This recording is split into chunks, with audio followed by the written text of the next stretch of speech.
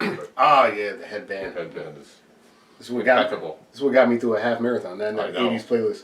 Did you listen to that shit? Yeah. It's insane. I listened to it. I worked out, and I was like, "Oh, this is great." It's the ultimate workout. The second half it starts lagging a little. Yeah, I actually have my own workout mix called Average Joe's Gymnasium, and it's like victory, and then some of it is like, I need a hero. Like, I'm not enough. I think that comes out on that one. Yeah, it does. That's why I was like, this is why me and Reggie are friends. I'm gonna dampen The gong. the gong. Just so everyone knows, there's a gong. For some reason, it's just the type of people we are. Yeah, just to let us know. Every time Reggie drops an N-bomb, Gotta hit the gong. please blame it on Reggie. That's terrible. Yeah. Hey guys, what's going on? Hey. I'll do the thing at the beginning. Let's see. A mysterious fighter is a damn good bouncer. So good, he's recruited by a small town roadhouse to, I don't know, be their enforcer, clean up the joint, and save the town from criminals. He makes friends along the way. He makes a lot of enemies. And by the end, we find out, is this hero man enough to save the roadhouse? That could mean we watch Roadhouse and Roadhouse on this episode of Retro vs. Remake. Retro vs. Remake!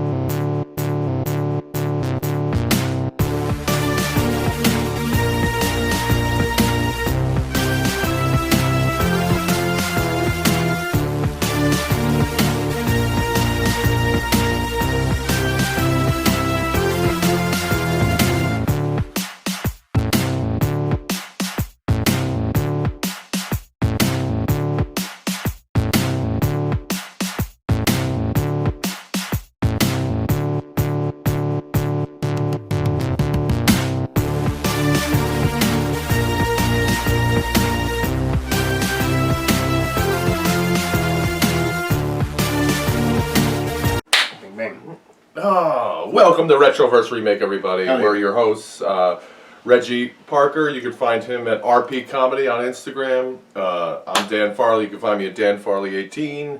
We're talking about, and then you can find the show Retroverse Remake on Instagram, on Twitter, X. Sorry, X with the Z. And then like, subscribe, all that jazz. All that fun we're talking about the movie we were born to do. We were doing this way before we did this podcast. We've done Roadhouse as a podcast before. Before there was a remake, we did a.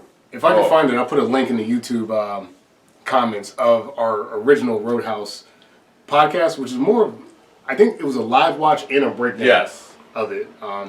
I mean, I learned a lot about Roadhouse. Yes, I mean, talking about we learned a lot about it, about life, about we were on substances while we were watching it heavily. That's a good point. We were highly recommended. Yes, it was a wild time that I look fondly of, and it's probably garbage to listen to unless you're watching Roadhouse and you want to see two idiots that want to do like Mystery Science Theater 3000 that are high as shit on acid. Yeah. Oh yeah. You're right. That's right. Yes. That was. Ooh, that was a wild time. Used to do a bit about that. Yes. Yes, you did. That's not. I remember watching that movie and thinking, why is this in existence? Which is how I think about this podcast quite often. Sometimes. I mean, we get a pretty decent amount of views on this thing. I know. I'm kidding. I'm just saying. I don't. Oh Lord, Roadhouse though. Roadhouse. Let's be honest. When were you first introduced to Roadhouse? Man, you know, I'm not one of those newbies. Like I feel like a lot of people got introduced from that Family Guy bit. Roadhouse. But yeah, no, I mean, I don't know. I had a TV. It had HBO. TNT on it. I've seen Roadhouse. Roadhouse several times, and then this was marked. This came out, the remake, and it was marked on my calendar. I was like, we are doing this on Retroverse Remake. And then I watched, I think it came out on Monday. Yeah. Tuesday I watched it. Yep. I got home from work and I was like, this is what's happening. And then Roadhouse, I don't know how I've seen it so many times. I guess I've had to see it at like a sleepover. Sleepover. I'm sure I saw it because like I College. definitely college. That was it was well in my circles in Roadhouse. And Roadhouse was well in my circles when I was in college. I knew all about it. Just those lazy weekends where you're just like, I pull out the DVD sleeve. Yeah, I didn't have it on DVD. I definitely had it on VHS. It was on HBO. A true connoisseur. Yeah, and then like it would always be on like TBS. Yeah. And like you'd be sitting there hungover. You're like, well, it's Yeah, on. Roadhouse is on. This is on. You're like watching it, commercials and all. It was actually pretty easy to edit around for like TV, you know. Oh, it absolutely is. Like they don't. There's not that. There is random nudity. There is. In the most. I can't even express to you. Do you Gen Zers out there? It is the most tasteful nudity that It really is. Does it do anything to add to the story? No, absolutely not. But it's just perfectly in there for no reason. It's all along there with unnecessarily violent, and then like unnecessary, like the things said by the characters are completely unnecessary. I used to fuck guys like you in prison, and then like you're a bleeder, like it's amazing. The whole thing was just the Roadhouse was in my wheelhouse for a long time. That you're like, and when I saw it when I was a kid, I was like, this movie's amazing. And then you get older and realize it's even more amazing because it's the most absurd thing that's ever been written to film. It is absurd.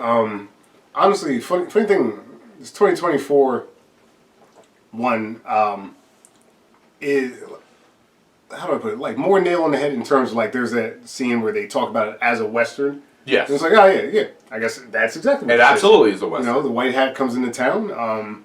Everything's fucked up. A gang of criminals and corrupt too. In this case, there's no. Well, sometimes there's guns. Guns would make these movies much shorter. Yes, incredibly. Yeah, but I do appreciate in both films that guns are used sparingly because otherwise, you don't need. There's no point. But then again, like, is it? The question is like, in the beginning, it was like they're not using guns, and you're like, well, are you gonna murder the owner of a roadhouse because they don't want to sell to you, or give in the first one give you money? Right. The answer is yes. They are trying to murder them, and but they worked their way up. I don't know. Yeah, they worked their way up in being antagonized into the wrath of like, oh, now we're going to murder them. Like I don't understand. How does John Locke's dad from Lost get a pass? How is he not paying dues to this guy, Wesley? I don't. Anyway, let's get into it. Let's get into it. We'll get into the whole thing. We'll talk about it. The original Roadhouse is 1989 American action film, directed by Rowdy Harrington, produced by Joel Silver. Don't really care about that. The film Joel Silver. Yeah, Joel Silver. Wow. Okay. Joel Silver. I guess that makes all the sense in the world. Like that guy, yes, that guy made that movie. The screenplay was by R. Lance Hill. There was a screenplay? Who's credited as David Lee Henry. When do you change your name from David Lee Henry to R. Lance Hill? How's that work? David Lee Henry. And Hillary Hinkin. It was a woman involved in writing this? It's incredible. That must be the tasteful nudity. Yes, the total and male tasteful nudity. Do you think like a guy's writing that romantic scene and getting plowed up against like a brick wall in a barn? Is there a brick wall in a barn? In this one there is. There sure is. Holy shit. Let's see. Woman wrote that. Let's see. Starring Patrick Swayze. Obviously. Isn't it? Kelly Lynch, Sam Elliott, Ben Gazzara, and Red West. Yeah. And that's it. Yeah, no one else. That's it. There's no one else. Terry Funk. Terry Funk. Actually, Funk I do want to add Terry Funk is great. And then the guy who's the bartender, I don't remember. He's someone. The guy with the mustache, who's the nephew. Yeah, the nephew. He's. Let's see, Wesley. So he'd be another Wesley. Oh, and what's his name? Keith David. Shit. Yeah. Keith David's in there. I don't know the guy's name. It doesn't matter. Who cares? Whatever. But here's a guy. But Keith David, the most underused guy ever in a movie, possibly. Yeah. He's up there. Like it's just like. That's fucking Keith David. And like Keith David was in shit like before this. Like this is post They Live. This is post this is post The Thing. Yeah. Like he's been in shit that you're like, wait, why is Keith David here? Like this he doesn't need the money. And then I did like some research on this. Turns out there was a whole nother subplot with like Keith David as like the star, and they're like, listen, we can't have like a 5-hour movie about a bouncer in Missouri. So they basically cut out all of Keith David's scenes other than him as the bartender going like, yeah, this is whatever. We're doing like, okay. That's fascinating. Yeah, we're running out of liquor, but we're okay for right now. The Roadhouse director's cut. Wow. Director's cut, I would, in a heartbeat. Oh, yeah. In a heart. Not only will I see it, I'll pay money to see it. Yeah. I will not go to piratebay.com. I will pay money to whoever I need to pay money to. And I mean, $50, $55. Like, if it's between this or like a Tyson fight, I'm going to watch Roadhouse. That's true. Because I know that it's going to deliver. Yeah, and it's like Tyson fighting like Jake Paul these days, so we're not paying for that. But anyway, that's a whole other sidetrack. But love that. Yes, and then the 2024 American action film. Let's see, directed by Doug Liman, who had a whole debate. Like actually, we were talking about when we first saw the movie. It was supposed to come out in theaters. It didn't really come out in theaters because they were like, we're going straight to Amazon, which allegedly they're making another one. So I guess that worked out. But yeah, Doug Liman was pretty pissed about it going direct to streaming. Yeah. Like, do you really want to like test the numbers? Like, even if you do okay, everyone's gonna be like, "Oh yeah, Roadhouse flop." Yeah, it's not gonna be unless it breaks every box office record. It's not going to. It would not have. Like, I probably would have gone in theater opening weekend, but like, if I we would have? Oh yeah, well, we would have. We would have wore our Dalton was right shirts, and that's where we would have been. And my T-shirt, the Double Deuce. The Double Deuce. Which, oh my God, so many things to talk about. All right, let's get past the bullshit so we can... Yeah. Doug Liman screenplay by Anthony Bagarozzi, Charles Mundry, obviously based on Roadhouse by David Lee Henry. Starring Jake Gyllenhaal, Daniela Melchior, whatever, Billy Magnuson, I kind of like them in this, Jessica Williams, Joaquin Del Almeida, and Conor McGregor. Playing Conor McGregor. Playing exactly Conor McGregor. I'm sorry, Knox. Knox. That's the best name. Like, the two names, Dalton and Knox,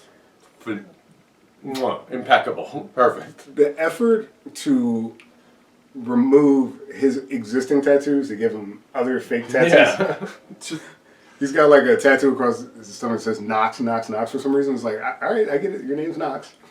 It's Knox. Might be one of the more interesting opening intros to a character that I've seen in recent films. It's gotta be, and my friend messaged me about this, and it's gotta be, and I was like, oh shit, I think it is, that it's gotta be an homage to the Terminator. Like that. Yeah. Like, because he shows up naked.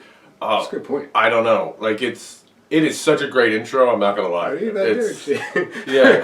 Arrivederci. Arrivederci. Like, I can see that, like, that wasn't in the script. They were just following Conor McGregor. Oh, I could definitely see that. Oh, this is what happened. Hey, Conor, where's Conor? Oh, he's banging some Italian chick. Yeah. But we're filming. Yeah, he doesn't care. He doesn't care. He's burns down a little. burns down like a flea market type deal. That was great. This poor guy's business. Yeah. All the but it was so great. Like the cut of a hat, and then it's on fire, and he's walking away. Yeah, with like the women's blazer that he's wearing as his full outfit. I was like, all right, okay, Conor McGregor. Conor McGregor, everybody. Hey, fellas, looks like you're having a smashing night. Which, if you're not gonna have, I mean, there is like sort of an equivalent character, but like if I don't know, I felt like of all the things that were unique, the Conor McGregor Knox would be it for me in this particular film. Oh, absolutely. Well, it's also just the vibe of it. Yeah. Like, so this is what I was having this discussion. Like, why is like it's so absurd? The original Roadhouse. It's because it's like no one in the first movie has a sense of humor of what they're making at all. Right. It is not tongue in cheek at all. Straight. Except Ben Gazzara, like he's chewing scenery and he's. Well, big munching. He's munching. But you need it. You need him. Like, he's the over-the-top supervillain of this. But he's the only one I think that him and Sam Elliott know what kind of movie they're making. Fantastic. Also, there's no one that could actually say the term "mijo" like without it sounding ridiculous, except Sam Elliott. He's the best. And also, Sam Elliott is what 62 years old in that movie. But Believable. And then he's also and now he's like somehow only 64. Yes. I don't know how the math works, but 1989 to 2024. to 2024. 5 years have passed. 5 years, not even, not even. And He looks great. he does look great, but he's great in that. And also, like, I could picture both of them. Like, wait, is he gonna? Which one's gonna? Yeah, like Fuck Kelly Lynch here. Well, or who knows? Maybe both of them. yeah, maybe they both. Sam Elliott's putting up a good fight, dude. Yeah, I mean, It's he's showing off that. He's Mr. Studio Girl. Yeah. We talked about Sam Elliott's driving backwards, driving backwards. but his phone acting while a rowdy, like, With the hair, too? They're doing the hair move? Like the flip? with a bunch of, like, Navy men on, like, a leave on Yeah. this, like, hey, buddy, why don't you get down from there? Like, I do appreciate, like you mentioned tonally, like, his level of bouncing is, like, they're kind of like the Hippocratic oath of bouncing. They do no harm until they need to. Yeah. Because, like, Sam Elliott, like, could reasonably just kick that guy's ass. He's like, no, be nice. No, be nice here. I throw these guys a quick synopsis so we can really get into shit. Yes. Synopsis. Roadhouse, either one, is a movie about a person that is good at fighting. For some reason, some people, we know why they're good at fighting. Some people, who cares? Yeah, it doesn't matter. More of a mystery. Inconsequential. It is inconsequential, but they're so good. I'm sorry. Both of them named Dalton, Yes. by the way. Two men named Dalton. One of them's really Dalton. Who have fighting skills, who are bouncers. Well, one of them kind of becomes a bouncer. Who they're bouncers. All right, let's just make them bouncers.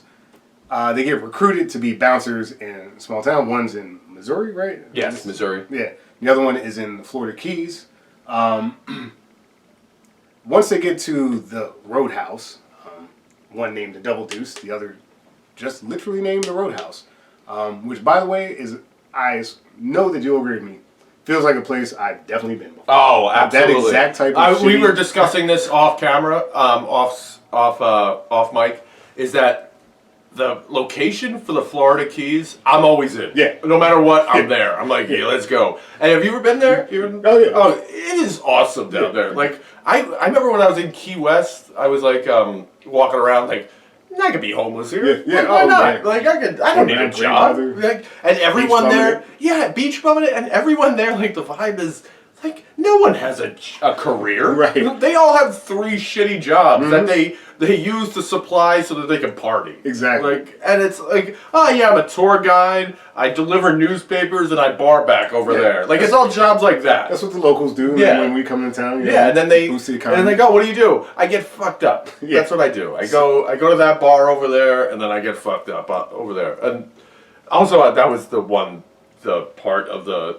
Roadhouse remake. Yeah. She's like, oh yeah, Hemingway used to drink there. I was like, he did not. No.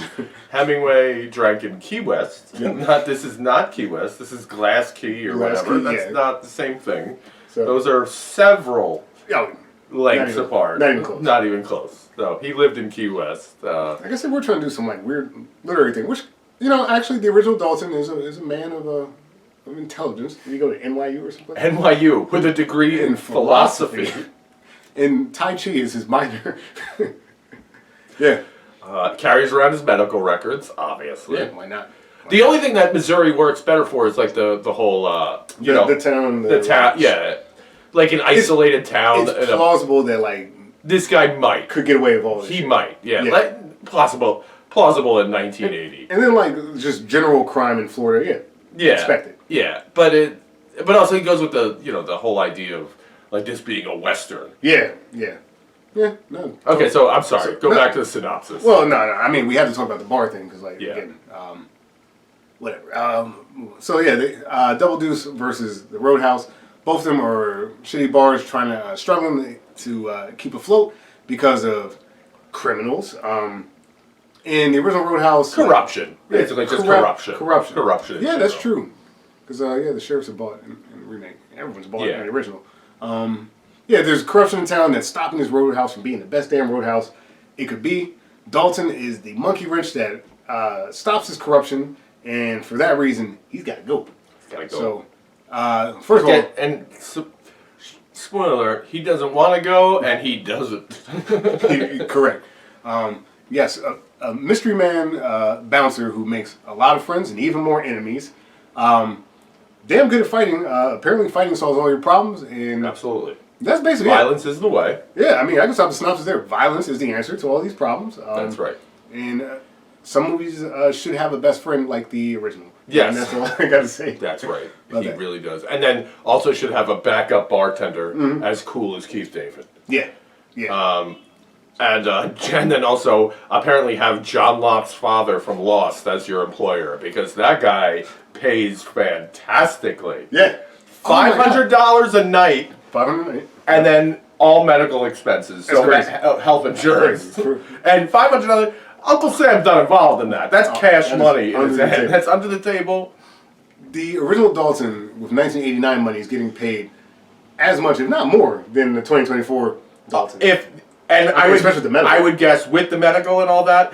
So I'm just gonna do. Quick bouncer math. 25. That's 130. That's working 5 nights a week. Right. $130,000 cash money. He's that good. In 1989. He's that And then good. he's got the car already which isn't even that nice of a car. That is his prized possession. But it's also better than 2024 Dalton's car. Yes, absolutely, hands down, not even a question. And then he I guess Swayze's got it good. sways like he's got a dick game. He doesn't Clearly. his underwear budget is nothing. Yeah. because he doesn't wear it. Yep. His cigarette budget, granted at the time, is nothing because it's like $1 a pack. That's true. So granted he goes through like 6 packs a day, but wakes up immediately smoking the cigarette, immediately out in bed smoking the Marlboro Red like a gentleman. He doesn't really drink. His apartment he rents is what? He said it's like $100 a month or something like that. Yeah, Reds. Well, not Red. Emmett's. Yeah, Emmett's. Like the shed near Emmett's house. Yes, it's a barn. It stinks of manure and no air conditioner. But meanwhile, it's awesome. I would be like, well, this is where I live for the rest of my life. It's the place Rocky trained in Rocky. Yes, 4. yeah, it sure is. That's actually gone under like a rustic change with an interior decorator. That's awesome. But yes, it's where Rocky trained in Rocky 4. Exactly. They took it from Moscow and put it Just dropped it right in the middle of Siberia. Missouri. They put it. And then, oh God, just that alone, you're like, well, work for that guy. Yeah. I mean, it's such a good deal. Like, Even if you do it for like a month. also, I make this bit so many times. I'm going to reiterate it again. We've done this off camera. The plot of Roadhouse is the plot of Cocktails. Oh yeah, absolutely. Same thing. Tom Cruise, he's a bartender, gets recruited, goes out to the islands, bartends, bangs a chick, and then profit. I don't know. That's how the movie works. Well, yeah, I guess. Yeah, I know there's some I guess, nuances, yeah, maybe a little less corruption. Yeah, and also he's kind of a fucking dick in Cocktails. That's true. There's no integrity there until the end when he realizes that she's pregnant. Yeah. He's like, I gotta get her. Dolphin's got integrity. Cocktail. I wish there was a remake of Cocktail. That'd be great. So we could talk about that. I would love to talk about that. Because we just split it and talk about Roadhouse and Cocktail. Of course. You know, I could see them doing that type of film because, there's a big part of the movie is flair. And, I don't know, if you modernize that shit, you would kind of do, Bring It On? Or, like you would go to Vegas for the big flair competition and, Yeah, ESPN. Exactly. Although, at first, the Ocho, which is now a thing, by the way. Yeah, This is wild. I watched the Ocho the other day. Second reference to fucking dodgeball today. They had on this has nothing to do with the movie. Okay. They have on ESPN. Did you see? It's tag. I've seen the tag. Dude, that's why, and it's amazing. It's parkour. It's parkour tag. Yeah. That is, oh my. That's one of those you watch and you're like, how do you get good at this? Dude, tag, they race drones, and Yes. drone racing looks crazy. It's like some fucking Gundam wing shit, the speed of it. And you may not kill Dale Earnhardt, So Yeah. hey, there's pros and there's cons. Rest in peace, number 3. I'm gonna keep that in. Yeah, good. Pros and cons. Pros and cons. So back to Roadhouse. So I would say that tonally, we have a tale of two Daltons. I mean, Yes. It's a way to talk about it. One's a bum. Yes. Yes. An underachieving bum. Yes. The other one is a righteous, I don't know, hero that has chosen his path. He is like Kane in Kung Fu. Yeah, he's chosen. He has other options, I guess. Even though, what are you going to do with a philosophy degree? Because they add that in to be like, he's really smart. Yep. And then, but meanwhile, in 2024, you watch it and go, is he? Yeah, exactly. I mean, like Philosophy degree. who's the guy? Like the old samurai, I think Musashi or whatever. Like he feels like that, like a guy who like he does poetry, calligraphy, he writes, and he reads in his free time. Then every once in a while, he just fucking kills a guy. Yeah, he kicks the shit. He rips their throat out. Which is the go-to move. Oh Yeah. my god! Like it's so just ripping someone's throat out. That's amazing. Like That's a great fight. Like I remember thinking like, oh, maybe I gotta be careful when I fight my brothers because I don't know if I could do that. That and the bone, the bone through the skull. Yeah, that's a Oh, classic. that was. You got the throat rip, the bone, and the neck. The next step. Oh, I figured that between that, the rainforest burning down, and quicksand, like the world was terrifying. One of those is taking me out. That is like the easiest way to end the film in the '80s. Just all right. That takes a lot more than that. Yeah, it wouldn't. Like an industrial twisting. I guess like the nutrition wasn't as good back then. I don't know. I don't know. It was just all the fucking cigarettes dried out their necks. So in 1989, Patrick Swayze plays James Dalton. Somebody gets in your face, I want you to be nice. Don't be rude. Ask him to walk, but be nice. This like NYU philosopher fighter that we're talking about. And in 2024, Jake Gyllenhaal plays Dalton. Before we start, do you have insurance? What? Your coverage good? Like, you have dental? Oh, haha. Is there a hospital nearby? Is it, like, too far? About like 25 minutes, I'd say. I just slapped you. Are you alright?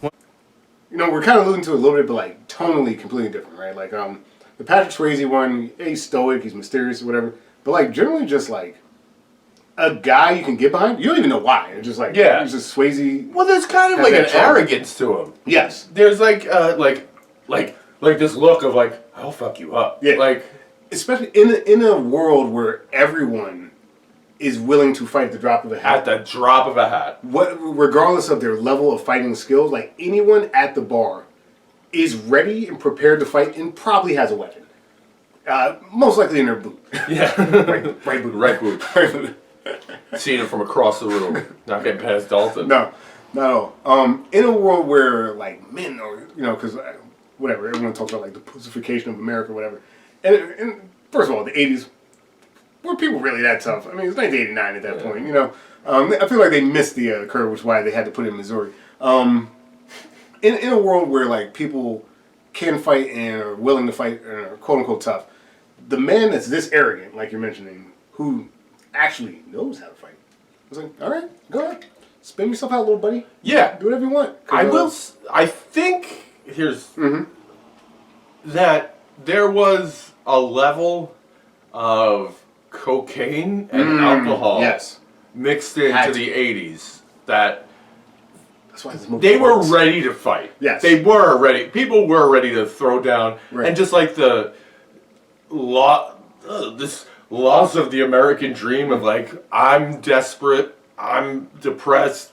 Yeah, let's rumble. Yeah. Like, and then, especially you talk about middle America. Now take that against someone who actually knows how to throw down. Like today, it's kind of like lots of people take Brazilian Jiu-Jitsu. Lots of people. Yeah. Lots of people know how to fight. UFC's a big thing. This is back when like I got the Karate Kid hat, when like karate was like mysterious. Yes. Except there was always someone in like between like the 70s and 80s that like, I take karate, but they didn't. They really did. They have like a gi that they used as like like fucking Dirk Diggler karate or Elvis karate. Like, come on, Red, I'll throw you over. Yeah, no, totally. Hey, Colonel, watch me flip over Red. But no, you're 100% right. there's no, like, so they knew, but they didn't know. But that only added to them wanting to fight more, because in their head, they knew it. Totally. They actually knew karate. And I think we have to account for this is a pre-social media society.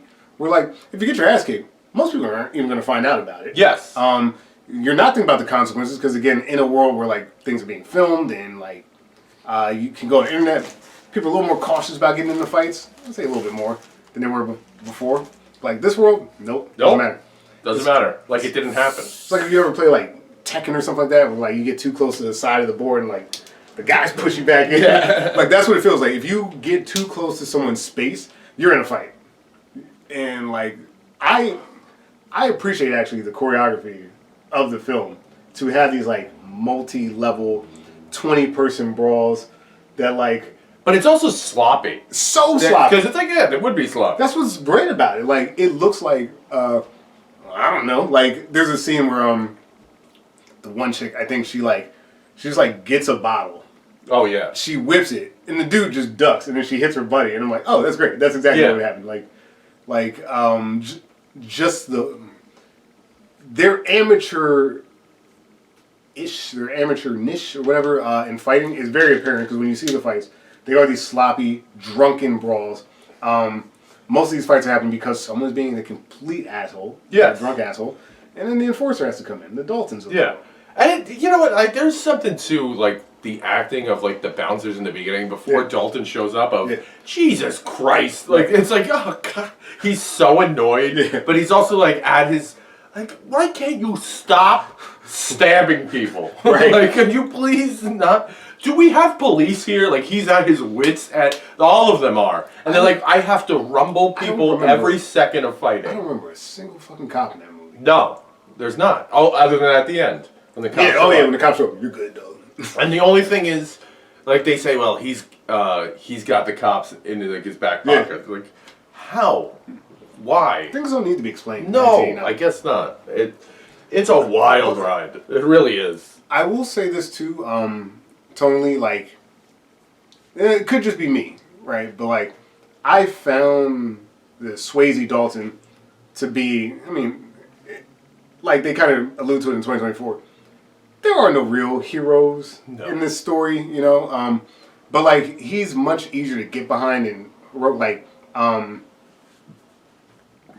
he like trains his guys. And, like, there is training that happens in 2024, but, like, he's created this environment, this culture of, like, this is how we bounce. We're nice until we don't until it's time not to be nice. He's given them all the tools to be efficient bouncers like him. They'll never be as good as him. But and then also the line of, like, he's what if he calls my mother a whore? Is she? It's so good. So good. I guess maybe it's like a sign of the times, or maybe it's the people we hang out with. Of that, like, the offensiveness. Like, I've never been so, like, offended. Like, we have to fucking like this guy, especially a guy that is now my boss. Right. Like, what'd you say? Oh, my mom's a whore? Like, I know. Like, he's right. Like, in my mind, he's like, I know she's not. Right. So what do I give a shit what you have to say? That's actually funny. I was internet gaming the other day, like Call of Duty, Overwatch, something like that. And some guy was like, oh, fuck you, like, to my gamer tag, like, fuck you, your mom's dead. I was like, well, she's not. So I don't, like, Your mother's dead. So, like, this dude's trying to insult me. I just keep kind of going down the logic trees, like, but it doesn't. What are you talking this about? doesn't work. This is a bad comeback. Like, it's weird. But no, like, I feel like you're right. The people we hang out with, we've always been slow to anger in a lot of ways. Yeah, you just have to do a better joke. Like, you have to be faster than them. Exactly. Like, you have to, like, insulting them and be insulting them better. If you get to the point where you're violent, you've lost the battle so bad that, like, you are have out to of fight words. someone? You just have to, like, throw hands. And also, like, I don't know. We are very Dalton-esque in this sense. Like, I modeled most of my life off it. Go ahead. I remember one time we were at one of the local bars, and some guy, I don't know why, I think Gordon was, like, singing something, or he was doing something it was Blackthorn. Might have been Obey at the time. And this guy comes up to me and starts giving him a hard time. And I'm like, hey, man, why don't you just, like, let it go? Yeah. And then he starts jawing at me, and I'm just like, I don't know why you're doing this. So, like, I remember that.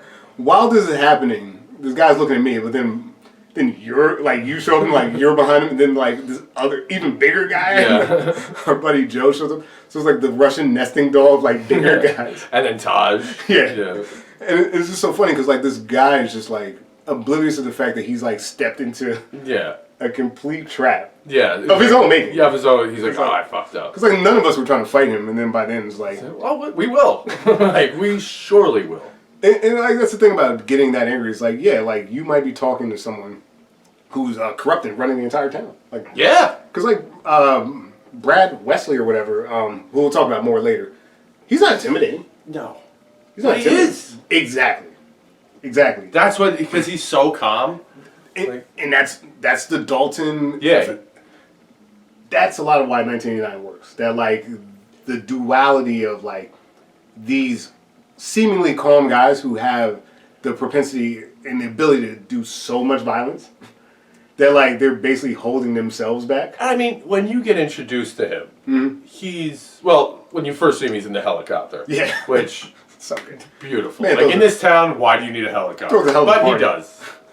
And then the next scene you see him, he's driving in his convertible. Yeah. Down the street, weaving in and out of the lanes like a fucking asshole. Like, there's no way in his world that he's, I'm doing the right thing here. Yeah. There's no. He knows. Oh. He has every idea. He's like, everything I'm doing is wrong. But I'm an evil man. No, it's not. But whatever. Fuck it. Yeah. So that's Ben Gazzara's Brad Wesley, who I guess the closest equivalent It's that guy. is Billy Magnuson. It's Ben Brandt, but like not really, because Billy Magnuson is a stand-in for a Brad Wesley type. Yeah. Who's just not in the film. This is the one real big qualm I have with the remake. Yeah. It's like, this guy is such a little bitch boy? fucking loser. Yeah. Like, he's such, like, it's not even like, it is one thing, he's such an unworthy villain. Right. There's no, it's, Brad like, Wesley. it's not that you want to see Brad Wesley win, you don't. No. But it's like hilarious. This guy, it's like, what is going on? Yes. Like, you want to build a resort? So Like, you're just a piece of shit businessman that's yeah. fucking sucks? So Like, there was a threat to Brad Wesley. yes, there is Like, a as he is Yes. in the movie. There's nothing at all. no, he's a blowhard. It's all hot air. Like, There's and nothing so when you say that, like, when you have, like, these henchmen, there. Right. there's, I don't know, like, these guys are criminals. Absolute criminals. Actual It criminals. doesn't matter if you talk to them the way, like, that Brad Wesley, or that this dude talks to them, they will just kick the shit out of you. Right. They're not, it doesn't matter if you pay them. They're not thinking about that because they're not business-minded Right. people. Right. They're just like, what'd you say to me? Right. Whereas Brad Well, that's what Wesley, happens with Knox. if he says it to them, yeah. Right. Like And Knox is kills like, him. I don't care. I don't care. And now I'm going to break your neck. Your dad told me to come. You know, like Yeah, I don't give a shit about you. But like, yeah, when Brad Wesley like When literally he does kicks it, someone he back. will kick the shit out of him. Or that's what, like, the threat is. Like, even though you're Terry Funk, you're Right. afraid of Brad Right. Wesley because... And you just let it happen because you know, even if you win that fight, you lost. That Yeah, war. you lost that. Yeah. Like He's going to actually kill you. yes, yeah, like his right. There's a threatening demeanor to him, whereas Okay. there's not a threatening demeanor to the other guy, other than that he has thugs to do his work. Okay, agreed. Going back to tone, right? So like Patrick Swayze, mysterious, like he gets. It's a lot like wrestling, like speaking of Terry Funk, where like you get put over. Like as more things are happening, we learn more about Dalton. He gets put over. In the Jake Gyllenhaal movie, I feel like the tone is defined very early in the film. I mean, like you get introduced to him, literally bare knuckle brawling. Well, not literally. Yes. You watch Post Malone bare knuckle brawl. Which, one of the most random cameos. So random. At the same time, I'm like, Yeah, am I, like, what's going, yeah, that's him. yeah. But I had to, like, double check. I'm like, yeah. But he is built like the guy who would be Yes. the guy He winning is. those fights. And also, like, with the face tats and Yeah. all that stuff, you're like, yeah, that guy does do that. Now, when they announced this movie, because me and Dan were excited about the Roadhouse remake for That's correct. sometime. For 5 years. Yes, very much so. Even when Ronda Rousey was allegedly supposed to be in it. Yes. Thank God Even that all- didn't happen. Absolutely. But I'm so glad that didn't happen. We're both very happy because that probably would have sucked. But when they said Jake Gyllenhaal, I was like, okay. Yeah. Like, you And mean he was Southpaw? right off of Southpaw. You know, the guy's built for it. Donnie Darko could do this shit. Dark though, right? Speaking of Donnie Darko, dark film. Like, Yeah. when he gets stabbed, like when Patrick Swayze gets stabbed, it's like you know, like he takes care of it himself. But like this guy just has like a knife in the side and just like, well, you know, Fuck. fuck. I gotta go to the hospital. And like he doesn't clean his wounds as well as Patrick Swayze does. He attempts to, you know, trigger warning for violence. He attempts to kill himself. Yeah. In the first 5 minutes of the movie, he's like just on the train tracks, like, "Hey man, I don't know, dude." So like tonally, it's this much like more. He's He's not desperate. There's No, a he has level nothing of to live for. depression. Yeah, he's He- nothing to live for. like he continues to survive, but he doesn't really know why. Yeah, he doesn't care. Even Bob- There's also like a level to him I think he does nail. With like when we were talking about Swayze, like he's like ready to go, like, oh, I'll kick the shit out of you. Yeah. But in the Jake Gyllenhaal, like, and you've seen it with like real fighters, Right. That they're not really like aggressive people. They're just, hey man, I know I'll win. Like I don't need to do this. Right. I don't. Said he's very much like in that level of, I don't like. Can you get out of here? Right. Like I don't want to have to do this. Right. You will learn. You know, I appreciate you saying that because I watched the film twice actually. The first time through, I was a little thrown by his demeanor, right? Like that kind of laid back, like, all right, I guess I'm doing this. Yeah. You know, situation. I just think that I think it's my own bias. Like obviously, I'm wearing my little jiu-jitsu shirt. But like we've met people that fought professionally, like UFC adjacent people and stuff like that. Some people in the UFC. The coach in my gym, he fights for it's called One Fighting Championship. So like I've met guys like that, been out to the clubs and stuff with them, and you're exactly right. Yeah, they're the nicest people. They're not trying to like. They have nothing to prove to you. Nothing at all. So like if you find yourself in a fight with one of them, you kind of fucked up. Yeah. And I think the first time I watched the film, I was like, this is really messed up that he's like, he has all this training because it is more grounded in realism in 2024. That he has all this training, he's doing this to these people. But then I'm like, well, actually, they quite literally... They had it coming. They completely had it coming. Yeah, like he gives them every out. There were so many Every outs. out. Even when he's outside, he's like, all right, where's the hospital? Yeah. And it's like, you sure you want to do this? And like, the first watch through, I read it as like, man, this guy, like, almost like a sociopath. Like, this guy's kind of sick. He's just out here like breaking people's arms and shit. But then it's like, no, that guy pulled a gun on him. Yeah. That guy tried to hit him with a pool stick. And like, upon further inspection, I think I had it wrong the first time. I think you're right that like, he has that like fighter like, Yeah, right, I don't. You're like, okay, fine. Which makes it like even more like the behavior when he like drives him to the hospital. That's exactly what would happen. It was like, Yeah. all right, dude. I'm like, I don't know why you guys thought. Yeah, it's This like, is a what good were you? You're stupid.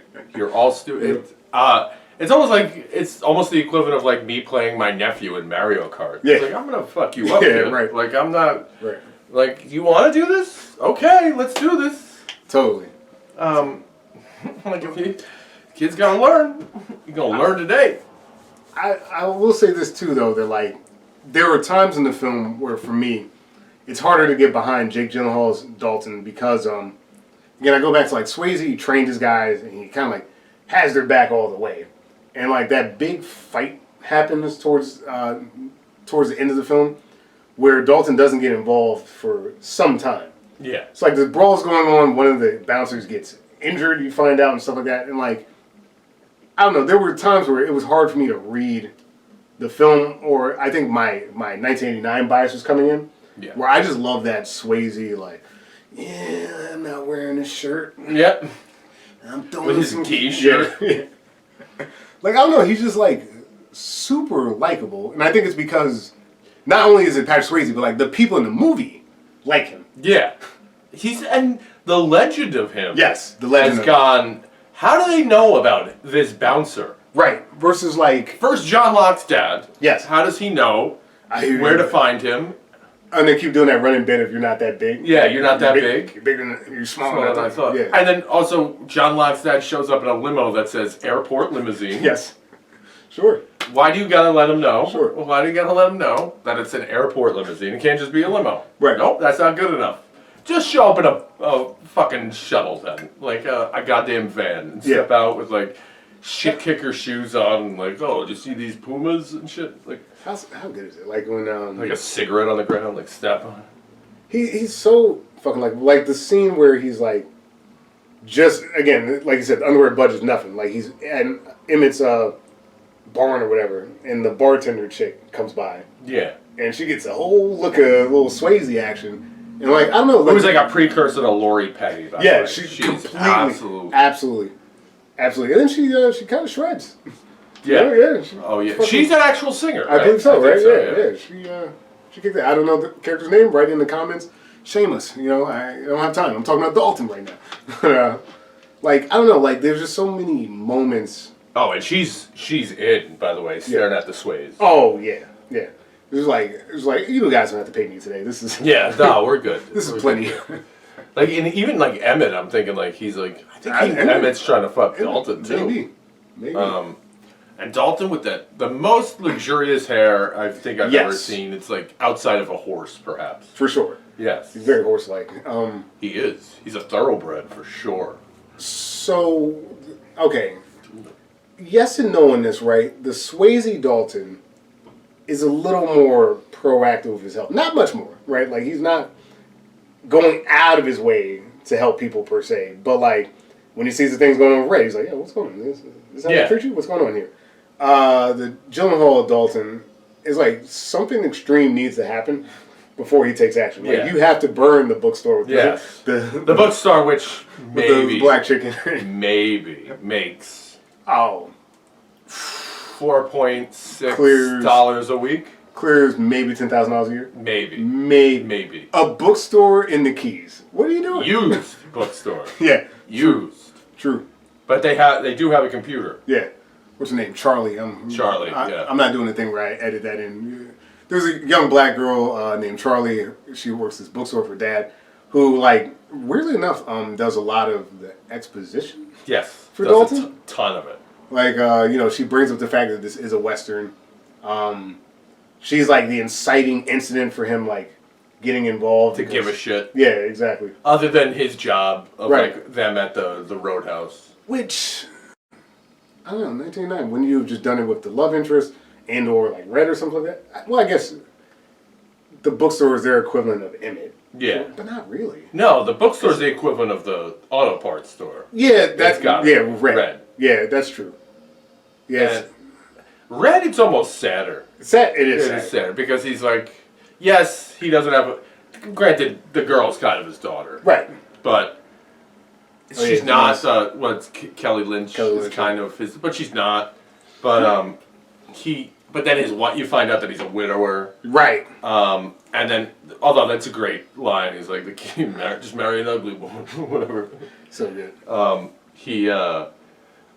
I don't know. It's sadder because like it's like all he has, and they keep like taking pieces, but like this dude isn't taking pieces of that bookstore, you know. No, they just do it. We heard you are friendly with these people, so you're will dead. Destroy their lives because we think it may get a rise out of you. I do dig the name on especially like a little girl named Charlie. Yeah, it's a good name. That's a great name. It's a good name for her. I wish I would. If I had a daughter, I'd name her Charlie. Except the fact that I won't, because her name would be Charlie Farley. That's true. So I'm not doing that. That'd be ridiculous. I would love to do it, but maybe my dog. Chuck Farley.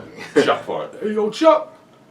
The also the little girl, because like this kind of remind me of Wonka, is the type of girl that will be cast in every movie until the end of time. Now, like just where we are as a society, it's like that's the girl that is booked. Like she's as ambiguous as can be. And will. What is she? It doesn't matter. Yep. She could be anything. She could be an Inuit. She could could be a Native American. Could be. She could be Puerto Rican. It doesn't matter. Could be. Doesn't matter. Could be African. No. Yeah, Doesn't matter. young girl that She could be mixed. saves the day. Yeah, she saves the day. And oh man, You brought up Kelly Lynch. Yes. I gotta say that this is a big divide for me. So in the original film, Kelly Lynch plays Elizabeth Clay. How does a guy like you end up a bouncer? For that line of work, I thought you'd be bigger. Gee, I've never heard that before. And in the remake, Daniela Melchior or whatever plays Ellie. I should warn you, people have a certain way of getting things done around here. This is a big downgrade. yes. This remake Elle is just, what are we doing? In fairness, Okay, there's no way Kelly Lynch is that doctor. that's fair. There, it's just not. That's no. You That's did not go to medical school. That's You are. It's like Who 20. is? Yeah, you're 24 years old. Maybe. Stunningly Right. beautiful, like Right. statuesque. Mm-hmm. Like at the very least, you're just not in Missouri. Right. You're just not there. Yeah, like, I guess I guess she was Brad Wex's girl for a minute, and her uncle or whatever is in town. But like, yeah, other than that, what's keeping her there? There's nothing. There's nothing keeping her there. And then she's a medical doctor. Mm-hmm. Like, she's not. And then at least Sam Elliott like throws in that line like, "No girl with an ass like that should have a brain or whatever, have a head like a brain like that." Very facts. Sam Elliott, who plays Wade Garrett. Wade Garrett, which is the name. Okay, The name Dalton Wade Garrett. love it. There are two obvious downgrades for me in the remake. One, and again, you're right. Like, I think that the Ellie in the new movie is more realistic. Like, she's like a nurse or something like that. And then they play into like some of the police corruption that's happening. In that town. Because her father's the sheriff. I mean, maybe Kelly Lynch just knocked it out of the park. So Yeah, it's just like she's just But it's just hot like as the sun. she's like, oh my god. She's hot as the Like, sun. who is this? Who is Nudity, you know, like we got it all. We were spoiled. She's just getting like railed out by Dalton in that fucking against that brick wall. Yeah, it's just it was great. It's great, unnecessary, but also awesome. completely unnecessary. But yes, Like, this is what it is. Did we in need this world? That's what it is. Yeah, especially because at this point too, a big running theme is that Dalton has rebuffed the advances of so many women. Oh, absolutely. Like, there's been at least 4 or 5 like strippers, random bar winches, and things like that. Like that, Dalton's like, please. But then Kelly Lynch rolls around and is like, okay, Just some gold digging whores. I'm in. Yeah, I'm in. who are then you realize that they're victims of domestic violence. You're Yes. like, I'm so sorry for my judging you. So we talked a bit about like the social media age, right? Like Sam Elliott is a great, and again, this is another, in my opinion, obvious downgrade in the films, is there isn't like a Sam Elliott equivalent. No, there is not. There is no Wade Garrett in 2024. He's the best friend a good time ever had. You guys tired? I'll get all the sleep I need when I'm dead. And I felt like there was an opportunity for that because we have this like mysterious background for Jake Gyllenhaal's Dalton, where he's this UFC fighter, and they actually filmed this scene at a UFC event. I remember watching that fight live, and they stopped to film that scene. Really? It only took them like 3 to 5 minutes to film it. Really? Yeah. In the middle of a UFC event, they filmed it. Where he murdered the man? Yes. Buffer, yeah. So, in my opinion, right, like, especially because he's kind of depressing down and out, isn't there an opportunity for, like, maybe an old training partner or a coach to be like, you know, hey, man. I would say a coach. Yeah. Something like that, right? To be like, you know, not saying that he needs, same things like Sam Elliott, not saying he needs to be in the movie for a certain amount of time, but, like, to get that camaraderie to kind of, like, in a way, like, Wade Garrett's or Sam Elliott's personality infuses even more personality into Patrick Swayze, because Patrick Swayze is playing it so, like, here, that having this, like, Miho, hey, you know. Miho, what's going on, Miho? And then he's... with credibility, you know, like, it's just such a good character. Yeah, and also it's like the PTSD of, like, yeah, I did murder that man, but I didn't want to, and... Well, there should have been a guy there to be like, it's not your fault. Yeah. You know what I mean? He had a gun. Because, like, the only person weighing in on this is Billy Magnuson's character, who's like, man, you just keep punching him. And, like, yes and no. It's like, What do you know? Yeah, like, first of all, Bart. terrible rough. Yeah. Ref, excuse me, terrible ref. Yes. That's not on the fighter. That's on the ref at that point. True. That's why he wasn't charged. That's correct. You are actually allowed to kill a man in the ring if they allow you to. Yeah. I would do at that point. Yeah. No, I agree that it's not. No, he both of them didn't really do anything wrong. I mean, they were victims of their own training. Sure. Really, that's all it was. And then, in the original one, it's that he's dating a girl, right, or sleeping with someone that turns out she's married. Yeah, he doesn't know. And he doesn't know that, and then the husband shows up with a gun, Yep, with full intent to murder him, correct, and he kills him. Yep, by ripping out his throat. Well, that is seems excessive. We weren't there. We don't know. Seems excessive. Deadly force met with deadly force. I don't know. He had a gun. If you're close enough, you got a gun, and I get close enough to rip out your throat. I don't know. Maybe that's on you. That could explain why he's so famous. Actually, it's like, oh, that's a fucking that's guy. the fucking throat guy. That's the throat doctor. That's deep throat over there. Yeah, I just I appreciate they shot this scene. I also appreciate that as a man. When I was a kid, I was like, yeah, I understand. But as a man of a certain age who's been single, who have had many women lie to me about being married that I didn't know until later, that I was like, oh, you're married. Right. Oh. And then it's like, well, that's over. Why is it over? Because I don't want your husband trying to murder me. That's a good point. Which is a full... no, I don't need anyone. I got my own problems. That's okay. I don't need to be that guy. Husbands do be murdering. And never. I think once did I know. Once. Yeah. And even then it was like, I'm not trying to get involved, but extenuating circumstances. Yes, but I'm with Dalton on this one. I'm telling you, if I don't know, that's on you, lady. 100%. I didn't make a vow to anyone. 100%. But now that I know, I'm getting out of here. Completely understandable. And I don't know, just, alright, so the word that comes out into my mind when I think of Sam Elliott's scenes is Wade Garrett before they unceremoniously murder him, with the knife and the nose. In the fucking... It was... by the way, can we talk about the fucking... the coin toss? Oh, yeah. Oh, my God. Yeah. And he was like, oh, who do I kill? The girl or the friend? Which one do I do? And he flips the coin, and he actually flips the coin like someone's there to watch him. Right. It's like, this is literally just for them. Talk about showing scenery. It's like, but they haven't paid off. Oh my God, do they? And when he stabs him through the chest, yeah. How do they overpower him that much that they get that clean of a kill on him? No clue. Like he's a deer. No clue. Oh, I don't know. For this guy who's ultra skilled, just getting I guess he's just getting arguably better than Dalton, right? Yeah. He just got old. That's really his quote unquote downfall. He's old, and again, Sam Elliott's one of those dudes too. So fucking cool. Never looked young. Even in that, like I said, he's 62 years old, and with his kind of black hair. Yes, I just think that fun is the word that comes out. Like when I see Sam Elliott on the scene, I'm like, this is fun. Yeah, he's great. He really is. Him and Ben Gazzara are having such a great time making this movie. I mean, Patrick Swayze looks like he's struggling. God, this is so hard. Yeah. Maybe it is. I gotta remember this kid's name. The closest thing to comic relief in the remake, besides some of the Conor McGregor. Well, yeah, Conor McGregor. Yes, actually. I don't know. Jake Gyllenhaal's kind of funny. Jake Gyllenhaal's actually pretty. He's funny. not. I think Jake Gyllenhaal knows what kind of movie he's making.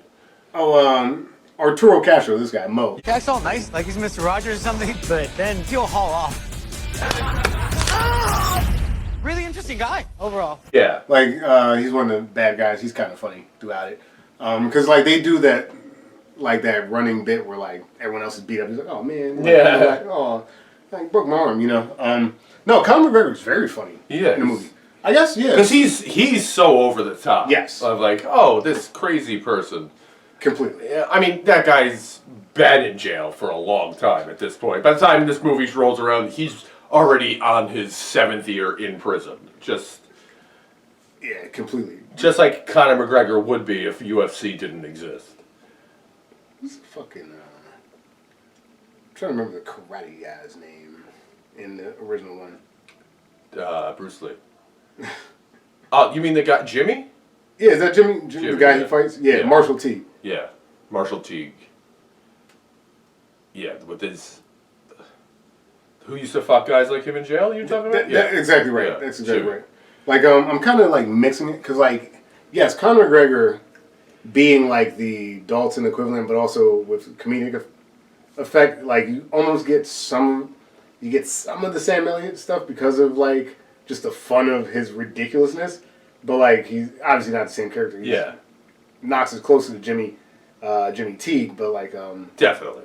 But Marshall Teague playing Jimmy. But yeah, I don't know. Like kind of like it's fun, but it's so over the top. Like we talked about his intro a little bit, but when they're fighting, like this dude is like hanging off of speedboats. Oh, Like fucking crashing through buildings. Like he's the goddamn Hulk.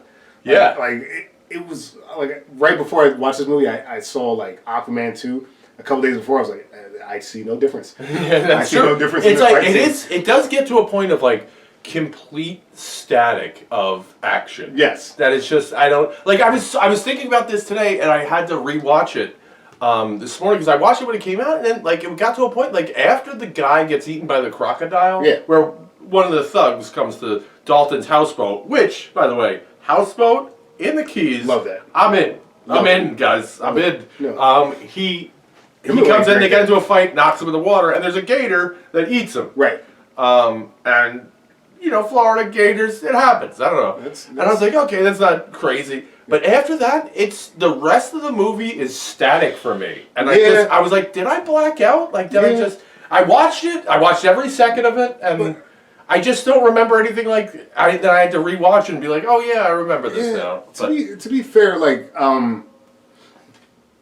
I mean, like I remember everything in 1989, but like that kind of happens in 1989 too, where like it's just like wait, now there's a monster truck knocking over the There's monster truck. Wait, now they blew up the wait now they oh my god they shot now there's a polar bear. and now they're demonstrating with pool cues. Yeah. They're doing a karate demonstration with pool cues. Yeah, it's just like it's fun because it ramped up. Like Yes. the movie started like 1989 started like this, The stakes are like this, and then it just Oh, keeps getting nothing. wider and wider and wider. and then it goes. Shoo, Whereas like this movie, it starts off with the stakes being the sticks. they're right there. Like he's ready to kill himself in the beginning. Yeah, like He has no purpose to live. although there may not be much action, there's already like yes, there's this underlying theme of like oh wow like this to your point like yeah he's willing to kill himself. So like we've started at a point where like I guess an extreme sense of violence and this like suicide attempt sort of, and then we kind of work our way back into normalcy, and then Normalcy. back into craziness. Like it, Yeah. I don't know. Like 1989, I think a word that you can use because like especially towards the end, it starts falling in like camp. Like the violence is so ridiculous. Yeah, but it's ridiculous in the beginning too. It is. Like who would go to that bar? How many bars are in this town? It's like it gets to a point that you're like, hey guys, like you gotta have like a smoking section and a non-smoking section. It's like this is the fighting section and the non-fighting section. Could you guys please stay over there? Like I just got off of work. Everyone's so used to it. I know. They're so used to this level. I don't get it though. Like I don't. You think you'd be calling like, hey, in Missouri we elect the sheriff. Right. If you don't get down here and fucking arrest at least 3 of these people. Yeah.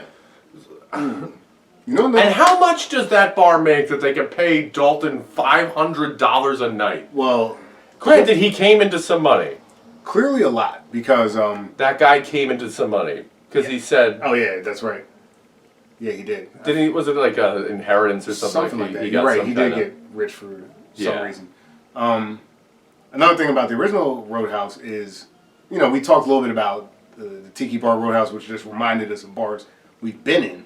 But like the original Roadhouse, the Roadhouse is a character because the Double Deuce keeps changing throughout the movie. Yeah. Like it starts, like the chicken wire and like real like Sawdust. down home, and then it turns into like an '80s like nightclub, like it's almost like with like the Studio red, fucking 54. yeah, like a red leather door and like. It's like, what? When did you have time to make these renovations? What's the They vibe did. now? Like, I don't know. We don't question it. All of a sudden, Keith David's there. Yeah. Talking about how they're running low on liquor. I love that it's happening, that it's unexplained, and it just Perfect. It's amazing because like there are iterations. Like it doesn't go from shit to like the red velvet door. There's like iterations in between that like I guess they're just doing better. Yeah, Dalton's slowly just doing better and better because Dalton's there. And I also love Dalton's car. Like the beater. Yeah. The beater that he gets, which is the coolest like Mustang with like the clamshell lights. Yes. And like it's not a Mustang. Yeah, I don't remember. Mercedes. I can't remember. It's not a Mercedes. That's his like classic car. Okay. He's got the Mercedes. Well, go ahead. No, that's it. Yeah. Why is he driving Mercedes anyway? I also love that like he's getting paid so much that the budget just to replace the windshield every night. Yeah, just like, no problem. Just smash the windshield. Whatever. There's no one. Put on my tab. Yeah, put on my tab. No. Come on, Red. Yeah. The only thing I will disagree with Dalton, this is a hot take. Okay. Dalton, the only thing I disagree with was when he catches the one bouncer having sex with the girl in the vehicle. Yeah. And he's like, oh, I'm on my break. Good, stay on it. He's fired. I don't think that's the most... It's not sanitary, but I wouldn't have fucking fired him. Like, the guy's not doing... He's still doing his job, and he's on the team. It's a bar. It's a bar. It's like, he's on his break. Yeah. I don't know, like... Who amongst us? Who amongst us, Dalton? Right. Who amongst us? Let he who is without sin cast the first stone. Correct. Well, I don't know. Well, you know, what's funny about that, too, is also... If you want to say to him, hey... Don't have sex in the beer closet. You get one warning. You get a warning. Get out. Like, the guy stealing from the register, got it. Get out fired. Of here. You're out of here. Oh, he's the nephew. Don't give a shit. You're fired. I mean, like, and again, it goes back to that Patrick Swayze discipline. Okay, we get it. You've turned down 5 different blondes with fake boobs already, and, like, apparently you don't need it. This guy's a hot-blooded man. He lives in Missouri. Let him have it. This is the best it's ever going to get. He's got a sleeveless flannel shirt. And he's ungodly ripped for some reason. So good. Oh man, what was I about to say? Like, the remake Dalton, like, because he does the whole be nice training in the original. And they all get pretty proficient or whatever. And then in the remake, he's got his little buddies that also bounce. Yes. Oh, I just looked up one of them.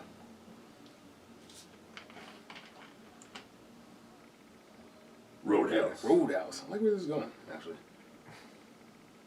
What's this kid's name? Oh yeah, Lucas Gage plays Billy. I know who you are. Elwood Dalton. Big fan, man. That guy's got a knife under his shirt. You just take a big step back and pop me in the face. You can do it. Yeah. Like, and there's another guy, I don't know his name, don't care. There's like a little, like, training little montage thing where they're building them up. Where he's teaching them how to fight. Basically, And, you know, and like, I wish they did more with that a little bit, because, like, I felt like the 89 one, like, I couldn't tell you the name of anybody. Like, I don't remember any of them, but I do remember, like, that camaraderie sense felt a little more, like, they were a group, you know, versus, like, in 2024, Dalton's kind of doing his own thing. Mm-hmm. It's all him, like, but meanwhile, they specifically make the caveat, which is, it's weird that in the 2024 one that he's only going to be there for a certain amount of time, right? And then he's cut loose, and then hopefully then it gets it back on its feet, right? They never make that in the original Roadhouse. Meanwhile, he's getting paid vast sums of money, right? And then he does exactly what the plan is for the 2024 one to get it like back on seat, so he doesn't need to be there. There's a universe where he vacations with Gordon Gekko. Yeah, he's got so much fucking money. Literally, he's calling up Gordon Gekko like, "What do I invest in?" Oh man, so good. Fight scene. Anacott Steel? What? That's an insider trading, boys and girls. The fight scenes, like you said, that static thing that happens. The fights in the original, like you said, there's that chaos, and like they're comedic because they're like so sloppy and stupid. But it's not either. Yeah, like right? it's not. That's the whole thing of the first one. There is no sense of humor in the movie. That's what makes it funny. Because they're legitimately like, this is a story that needs to be told. Right. With the exception of Ben Gazzara and Sam Elliott. Everyone else is in it. Yeah. Like, there's not a. I don't think fucking Swayze smiles the entire movie, and he's dead. Like I don't think he gets he grins. it. He grins sometimes. But I don't think he as a like. No, it's not hammy. Damn, you're right. He's playing it straight. He's playing it as straight as can be. straight. Like it's. That's why he needs $8 million. Yeah, I think. I guess. Not that you need $8 million, because like you could do the movie without $8 million. Which I also don't know if like I don't think like Patrick Swayze's oblivious. No. To like what a good movie is. Like he's not. I don't know. Like but he's playing it so straight. Like Jake Gyllenhaal is not. Yeah, he's clearly having a good time. He's like, I'm training. I'm like, he's like throwing one-liners while he's breaking your arm. He's like, yeah, I don't know. Like like the second one, the remake has such a sense of humor about itself. Yes, that it's fun. It's fun to watch it. We talked about this a little bit. Love the music in it. Like I love like the actual like. Again, I feel like I've been to this bar. There's this place in Maryland. I've got like a shirt of it. It's like Captain Pete's Crab Shack or whatever. And like during the summers, they had like this almost like man-made beach out there. They had a beach stage, and they would have these like like Sublime cover bands and stuff like that. And you'd be sitting out there drinking Miller Lights. Chicks are in there fucking bikinis and stuff. And you're drinking beers. They're playing the music, and like I felt that energy of this bar. Absolutely. Like, the whole time I was like, that's cool. Like the kind of energy when you look at it, and you're like, what are they doing? It rains. Yeah, like that kind of energy. Like it doesn't matter. Who gives a shit? It's like the perfect, except for all the fighting. It's like the perfect amount of shitty. Yeah, it is. I agree. I enjoy a bar like that, like where the beach is right there, but it's also a beach you don't want to go on. Correct. Like it's like, nah, I'm good. The best part is the beer bucket and that the sun. Like if you remove the sun, you would never go there. But because like it's just like they kind of like, and the beer bucket's supposed to have 5 beers, but there's 4, and you have to, and the bartender's like, oh, fine. Yeah. like I'm the one who messed up. Right. Oh man, that's so good. Or you like order something and it's just not what you got. Like that's not what it was at all. And you're like, you know what? I'm gonna eat this popcorn shrimp. I didn't order it. I ordered a burger. But all right, whatever. Yeah, and like the '89 film was like just generic background '80s. Yes, like, Also like where. It's like, it sounds like a whole lot of shaking's going on, but it's not a whole lot of shaking's going on. This is it. This is all you do. That's all the more reason why it's like, why did no one in this town, like no one before Dalton, like I got it, Brad Wesley, like he controls everything, but it's like, this guy drove a fucking monster truck through our car dealership, like, which is amazing. It's Bigfoot, by the way. Bigfoot. Yes. And the best part of it is the guy who owns the dealership who, like, he's pissed, but like also knows he can't do anything. Like that's great acting. He's just like, because he can't do anything about it, but it's happening to him. He's just like, fuck, let's go. All right, there goes my inventory. And I just love that the premise, like in the cocaine in the '80s. Just I guess just okay. Now we're gonna have a big. This is what I got an idea. Have you seen Bigfoot? I guess ruling with an iron fist and like scaring everyone in town does have its benefits, but like. Destroying some local businesses that you're getting all your kickbacks from. It's like, I don't know. How does this help you? This is, you're going to teach him to like, but his business is destroyed. Now you don't get anything. But that's Brad Weston though. He just does shit just to fuck with you. Yeah. This is my town. I'm not afraid of him. I guess you'll be having that fire sale now, all right? And he doesn't need I don't think he needs the money. He doesn't need the money. He's throwing like a Playboy Mansion party every night with his sleeveless robe. His pink robe coming out like a fucking gentleman. And is banging everyone in town so much that to the fact that he has already banged and married Kelly Lynch before Dalton got there. Dalton and Brad Wesley are Eskimo brothers. Yeah, they are. They absolutely are. And then like also there's a level to him like when he comes in and he sees that like he beat the shit out of that girl. Yeah. And then you're like, oh, this poor woman. And she's doing the exercise, the Jane Fonda like exercise thing. And she's playing the music, and he's like, "Turn that shit off!" I'm like, "Fucking, this is another level to him of like, oh, she's gonna turn that off." What's so good about the Brad Wesley character though is that's when the movie ramps up. Like, because we were saying the stakes are like nothing before. Okay, a bunch of fights at this local bar, take it or leave it. like this guy's got like a grotto. He brought Sears here. Yeah, he did bring Sears. I brought Sears. He brought Sears in. He's got a helicopter. He's got all kinds of explosives. What does he do? What does he do? He's a local investor in the town. Because they mentioned Chicago. Is he like like a Chicago mob type? Yeah. I guess so, because like his entire business plan is extortion. He's extorting, but how much money could he possibly get? Enough for a helicopter. It's the same thing. It's like this. The dollars and cents in this movie don't. Yeah, they don't make any sense. Like it's the money. There's no way the Double Deuce makes $500 a night to pay Dalton.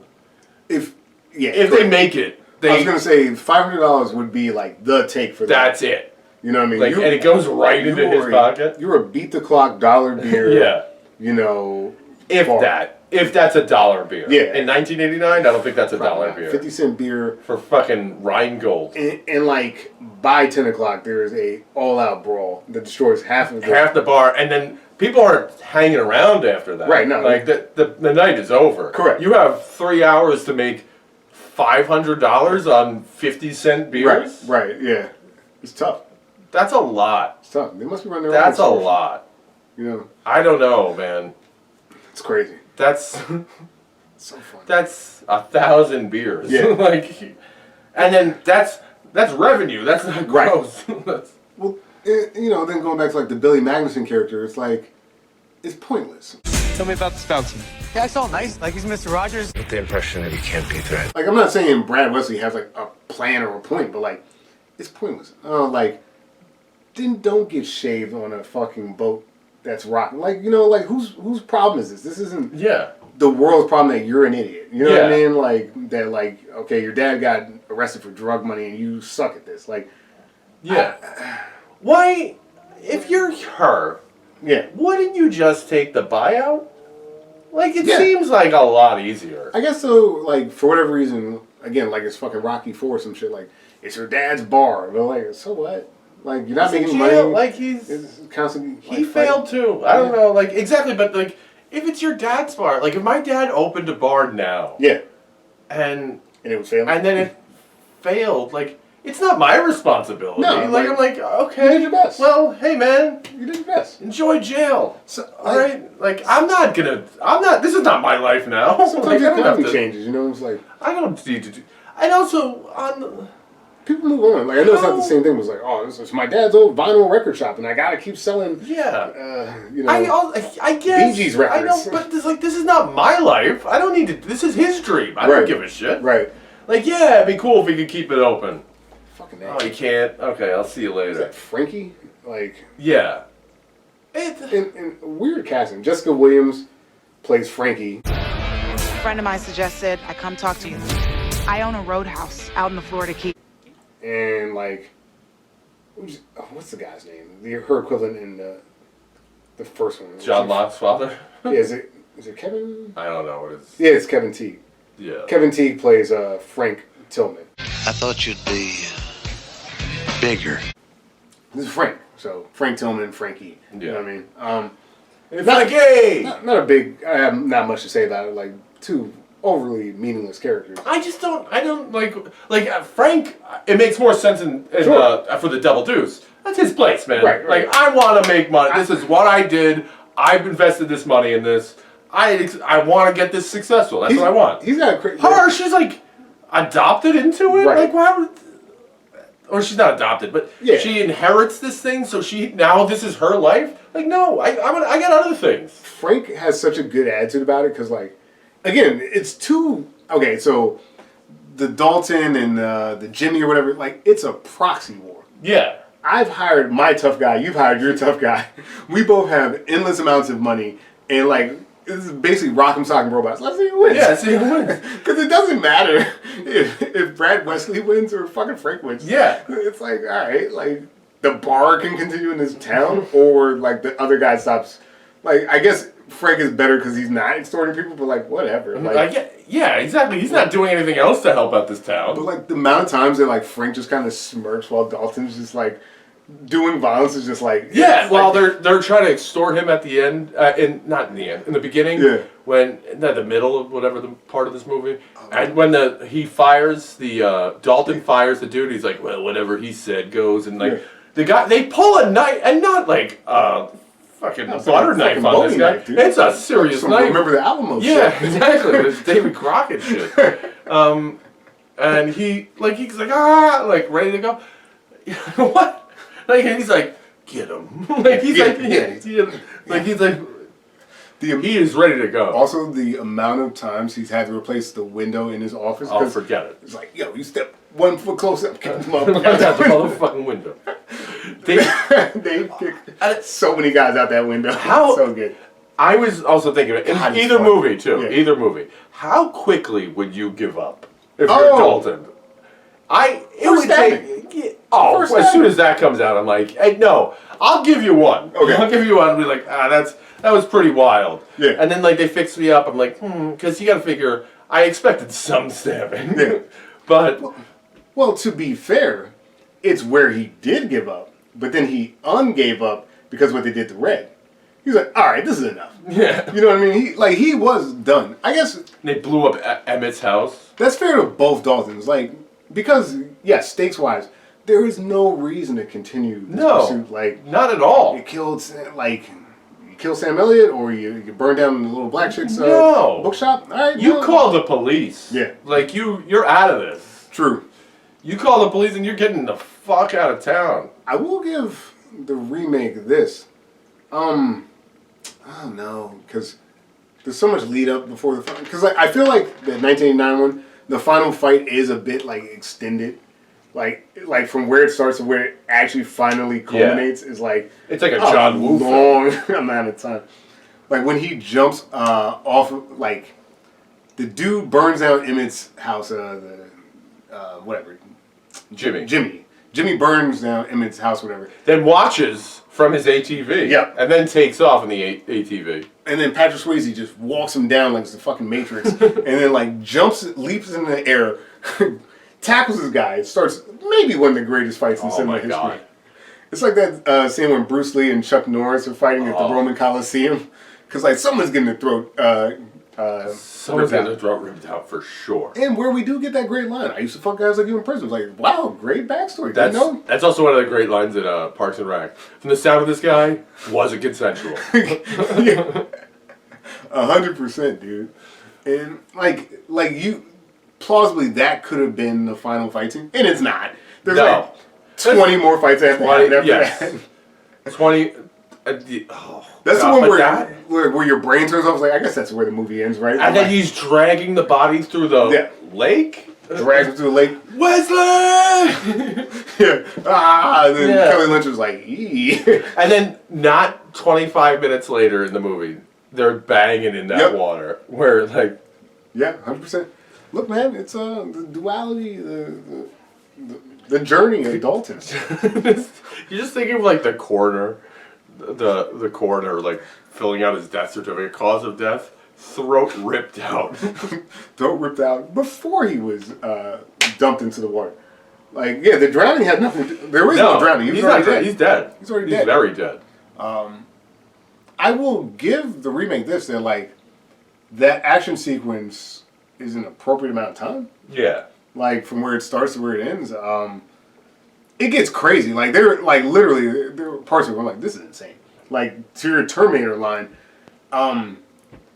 you're literally connected by a rope to a fucking to a speedboat while you got a knife in your like, I'm gonna fight this guy some more on a boat. After you just murdered your boss. The boat crashes into the roadhouse. Yes, it does. And again, there's no protect. Like no one's wearing a seatbelt. Everyone's just thrown into the roadhouse, and apparently everyone's good enough to. All right, man, let's fucking finish this up. Do this. Billy Madison gets killed unceremoniously because, like, cool. Actually, I'm cool with that because, like, he's a pointless character. Pointless. Didn't need to be in the movie. And actually, I guess if you're going to do a sequel, you just bring the dad out, and he can be the. Absolutely. He could be the Ben Gazzara character. Yes. And that's when. Actually, that's probably. Who plays the dad?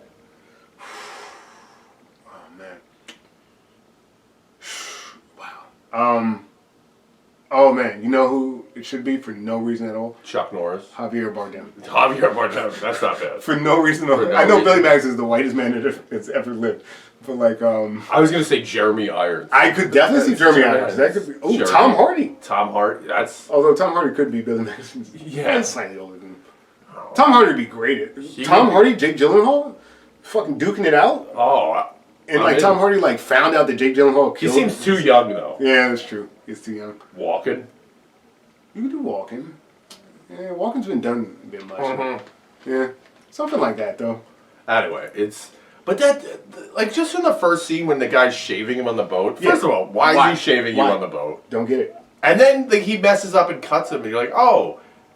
Nothing happens to that guy at all. I thought they were going to murder him. I thought so too. I was like, oh, okay, so this guy's a homicidal maniac. No.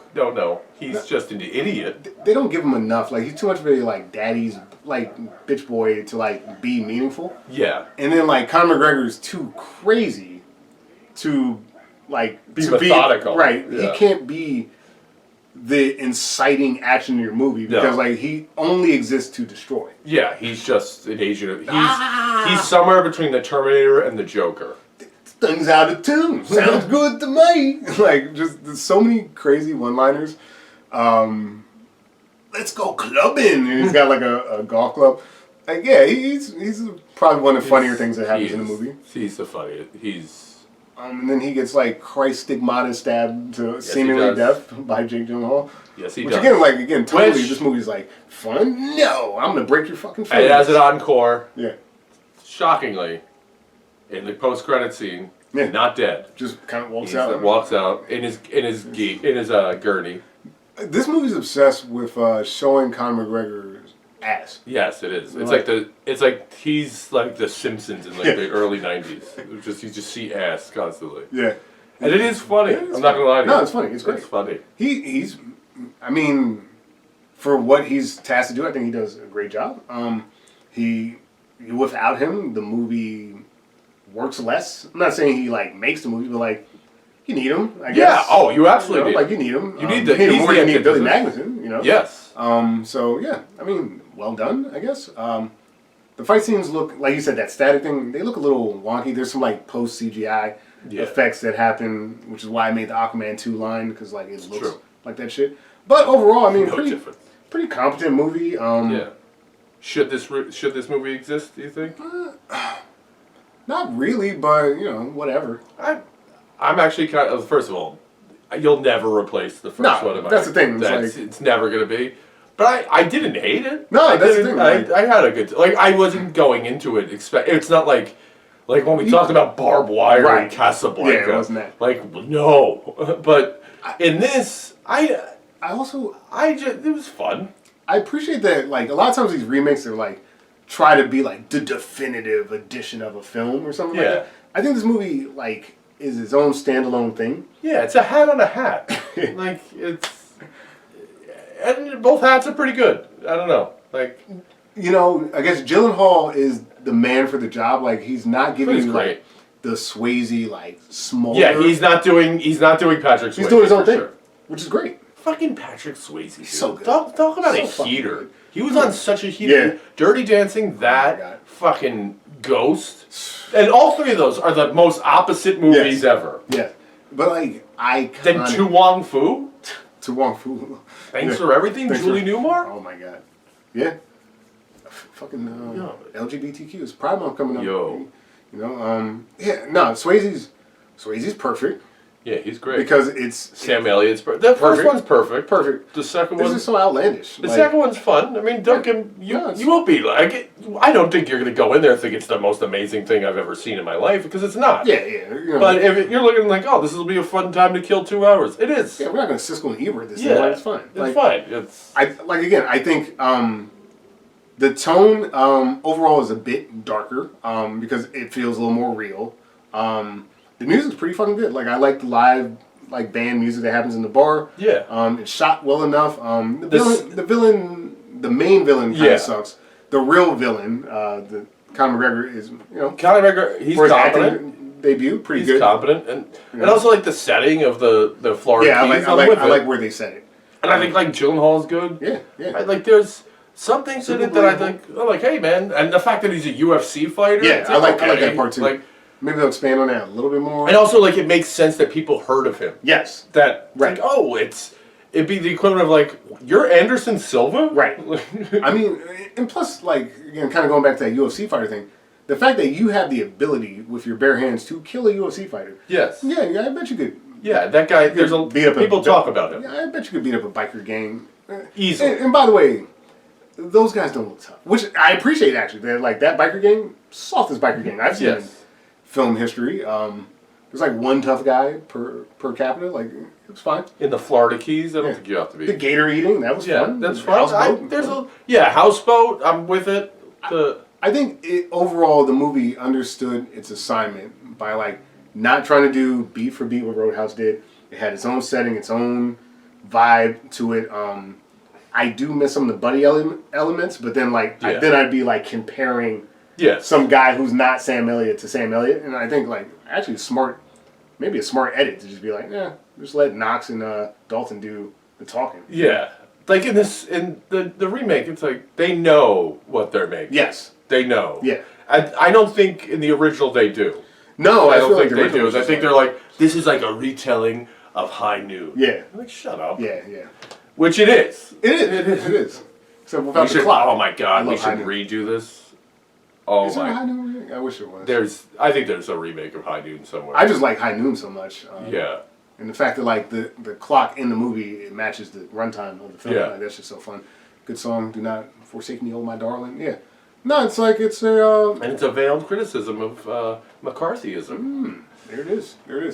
Yeah, I mean, in a movie where technically there's the white hat and the black hat in both films, like I think the remake does sit a bit more in that gray area, which I like that aspect of it. Fights, whatever. Because you know what? Nobody wins in a fight. That's right. Nobody wins in a fight. Dalton does. Might have been Dalton Nietzsche. I don't remember. I didn't go to NYU. A waste of fucking $30,000. Complete waste. Granted, I know it was the '80s, but still, it wasn't like extremely cheap. And I wish they did more with the love. I mean, I'm glad that there's not much with the love interest, but like, it's such a step down from Kelly Lynch. Not that the actress, Kelly Lynch is just like 80s hotness, like personified. It's just like stunning. It's just smoking. Literally just stunning. Crazy. You're like, I can't even look at you. Yeah. I don't. Then again, I could say the same about Swayze. Yeah. I can say the same about Sam Elliott. Oh my God, yes, Sam Elliott. Been dessert. And honestly, in fairness, Sam Elliott is the only guy I'd be like, yeah, he stole Swayze's girl. Yeah. I would believe it. I'm not saying that it would happen. I'm just saying I believe it. I mean, that's as close as we could have seen to it. I mean, they had him up all night, mijo. Yeah. Fucking, what they're drinking beers in the diner. That part's so important because, like, it breaks up the movie. Yeah. Like, okay, bling, bling, bling, fun, and then, okay, we're going to get back into... But then talking about... And then when she goes to the bathroom, then they have their serious discussion. Because they waited for her to go to the bathroom that whole time. To be like, it wasn't your fault. I love it, man. Like, old mentor coming back to show you the ropes. Mentor, mentee. Unfortunately becomes a sacrificial lamb, and then they put you on your blood rain page. Just like Man on Fire. Man on Fire, Roadhouse. Roadhouse, yep. Just, it's great. Yeah, that's phenomenal. Man on Fire is such a good remake. That was. It's one of the best ones we've done. Well, anyway. Anyway, so that was Roadhouse. Thank you for watching. It was fun. I was thinking about. I just saw the commercial for our next episode. All right. I saw the commercial for this remake, and I know I'm in. If you're in, is they made a updated remake of Don't Tell Mom the Babysitter's Dead. Holy shit! This is my first time. Well, yes, this is my first time hearing about this. This is great. I am not. I'm excited. Have you seen the original? Yeah, I've seen it. Okay, good. Yeah. Good. Then. Yeah, what are we doing? All right, so how do you pull this off? All right. Oh, we're going to pull it off. Until next time, thank you for watching. Please like, subscribe, all that jazz. If you follow us on Retroverse Remake on YouTube, on Instagram, I'm Dan Farley. You can find me at DanFarley18 on Instagram, JerseyDan18 on X, and then I'm Reggie Parker at RP Comedy on Instagram, X. I'm the little karate kid out here, you know, doing my thing. I love this '80s shit. Just made the cut, 1989. Just made the cut. Yeah, just made the cut. But like definitive for the decade. Oh, definitive. What a year for movies, man! All right, don't tell mom. The Babysitter's Dead. That's gonna be crazy. Yeah. It's gonna be crazy. All right, thank you very much. See you guys next time. Peace. Be nice. Be nice. Be nice.